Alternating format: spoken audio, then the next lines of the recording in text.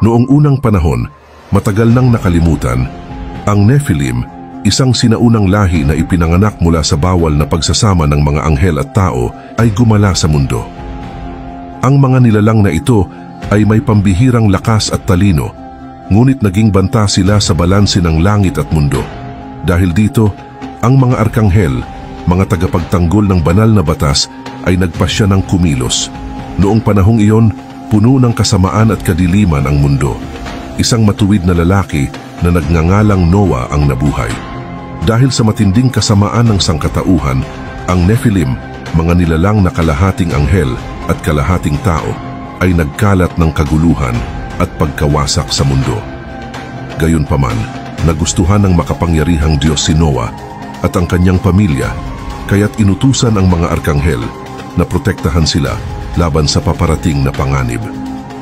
Ang mga arkanghel na sina Michael, Gabriel, Raphael at Uriel ay nagsimula ng isang mahalagang misyon, harapin ang Nephilim at ibalik ang kaayusan sa mundo.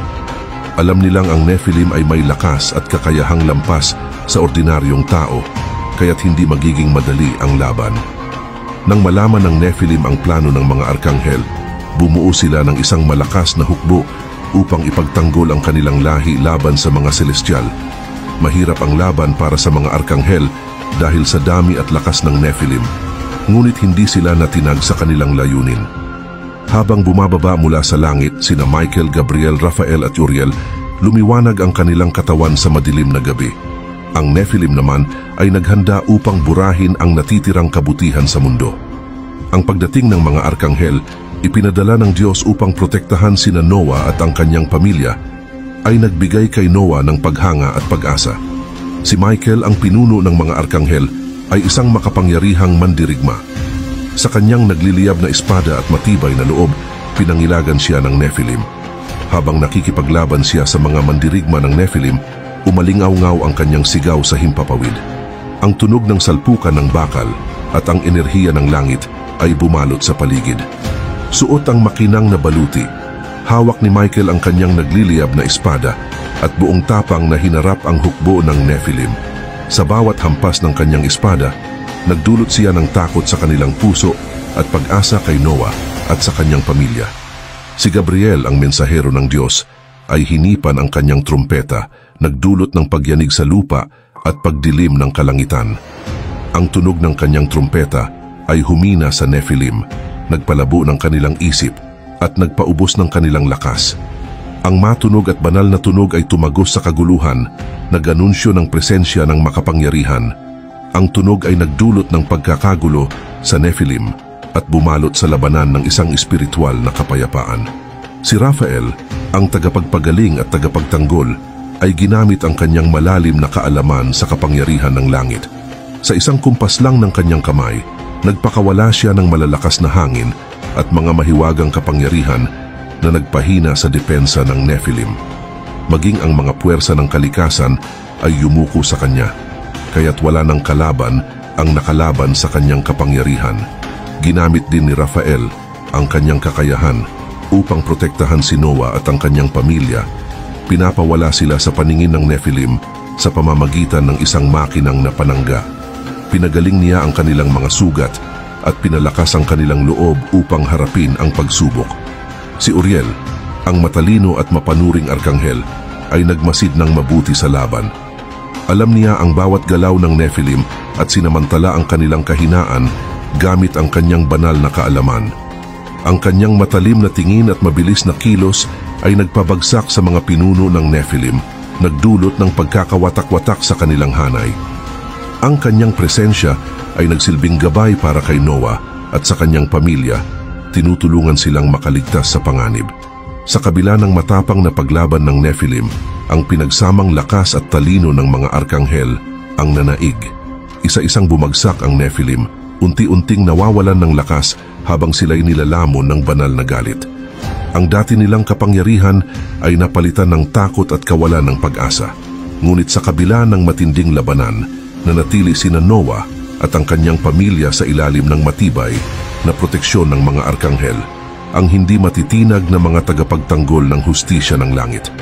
Habang patuloy ang labanan, hindi natinag ang mga arkanghel sa kanilang misyon. Ang kanilang mga anyong makalangit ay nagpakawala ng liwanag mula sa kalangitan at ang kanilang banal na lakas ay nagpabagsak sa Nephilim ng walang humpay. Sa wakas, ang huling mandirigma ng Nephilim ay bumagsak at ang kanilang paghahari sa mundo ay tuluyang nagwakas. Ang mundo na dating nasa ilalim ng kapangyarihan ng Nephilim ay sa wakas naging malaya mula sa kanilang impluensya. Patuloy ang proteksyon ng mga arkanghel sa buong labanan. Ang kanilang banal na pag-aalaga ay nagbigay kay Noah at sa kanyang pamilya ng isang ligtas at mapayapang kanlungan sa gitna ng kaguluhan. Iniligtas sila mula sa walang tigil na pagsalakay ng Nephilim. Dahil sa kanilang matibay na pananampalataya, nanatiling matatag ang pamilya ni Noah at sila ay itinakdang gampanan ang kanilang papel sa banal na plano. Matapos ang matinding labanan, minasdan ng mga arkanghel ang pinsalang iniwan nito. Mabigat ang kanilang damdamin, puno ng saya dahil sa tagumpay, ngunit may lungkot din sa pagkawala ng maraming nilalang. Kahit na ang Nephilim ay mga nilalang mula sa bawal na pagsasama, bahagi pa rin sila ng nilikha. Ngunit sa kabila ng lahat, nagalak ang mga arkanghel na parehong nakaligtas ang langit at mundo. Nanatili sila sa tabi ni Noah hanggang sa tuluyang nawala ang huling bakas ng Nephilim. Lubos ang pasasalamat ni Noah at ng kanyang pamilya sa mga arkanghel na nagligtas sa kanila laban sa napakalaking pagsubok. Matapos magampanan ang kanilang misyon, bumalik na ang mga arkanghel sa langit. Natapos na nila ang kanilang tungkulin. Ang kwento ng Nephilim at ang kanilang sinapit ay magsisilbing babala, isang paalala ng maaaring mangyari kapag binaliwala ang hangganan ng mundo at langit. Sa pagkawasak ng mundo sa kadiliman, naiwan si Noah at ang kanyang pamilya upang muling itayo ito. Dala ang mensahe ng hustisya at pag-asa. Ang kanilang kwento ng kaligtasan at ang walang sawang proteksyon ng mga arkanghel ay mananatiling bahagi ng kasaysayan magpakailanman. Ngayon, balikan natin ang mga pangyayaring humantong sa digmaan ng mga anghel. Ayon sa lumang aklat ni Enoch, ang Nephilim ay mga anak ng anghel at tao. Sinasabing naging napakalalaki nilang higante na may pambihirang kapangyarihan. Ngunit habang lumalakas sila, lalo rin silang naging masama at masasakim. Sa kanilang kayabangan at walang kabusugang pagnanais ng kapangyarihan, pinili nilang tahakin ang maling landas at sa huli, sila ay pinarusahan. Sa lupa, ang Nephilim ay naging isang malaking pagsubok sa banal na kaayusan. Labis nilang inabuso ang kanilang lakas at nagpakasasa sa kasamaan. Hanggang isang araw, narinig ng Diyos ang sigaw ng mga inaapi. Sa kanyang karunungan at katarungan, nagpasya siyang wakasan ang pananakot ng Nephilim at ibalik ang balanse sa mundo. Bukod sa kanilang lakas at tangkad, ang Nephilim ay kilala rin sa kanilang matinding gutom. Habang dumadami sila, lalong lumala ang kanilang kasakiman. Walang bagay ang sapat upang mapunan ang kanilang uhaw sa pagkain at kapangyarihan. Nilamon nila ang lahat ng makikita, inubos ang likas na yaman, at nag-iwan ng patay at tuyong lupain.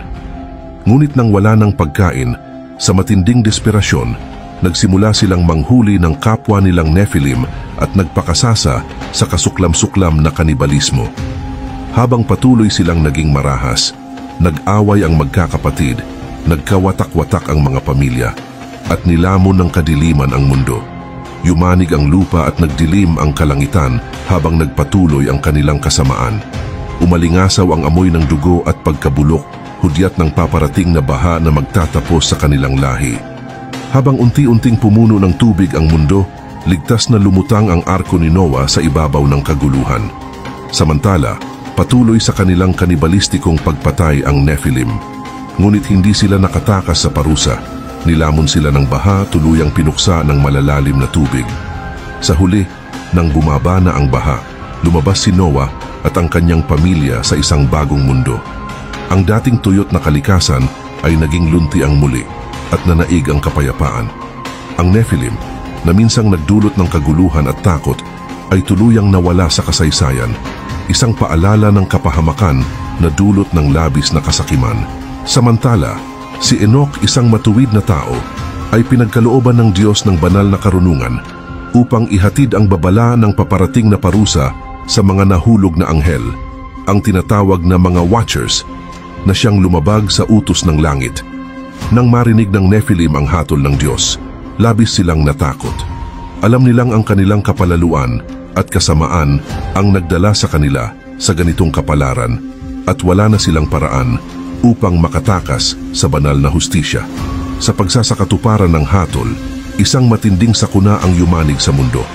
Sa takot, nagsimulang maghiwa-hiwalay ang Nephilim. Ang kanilang dating malalakas na katawan ay pinunit ng mahiwagang kapangyarihan. Ang kanilang espiritu ay nahiwalay sa kanilang mga katawan, tinanggalan ng kapangyarihan at tuluyang nawasak.